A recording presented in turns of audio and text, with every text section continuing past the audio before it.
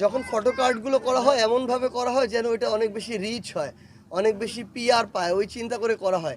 এটা তো সত্যি, আমি এখন যে বাড়িতে থাকি ওটা তো আমার আব্বুর করা বাড়ি, আমি তো ওইখানেই থাকি। যেই গাড়িটাতে করে আমরা নির্বাচনী প্রচারণা বা বিভিন্ন কাজে ঘুরি সেটা তো ভাড়া নেওয়া গাড়ি, তো এটা তো আমার না যে আমি ওইখানে দিব। আর আয়ের বিষয় বা সম্পদের বিষয় যেটা দেওয়া হয়েছে এটা আসলে বরং এখানে আরও আত্মীয় স্বজনরা বলি বা বাবা মারা বলি কিছু যুক্ত করে এটা দেওয়া হয়েছে।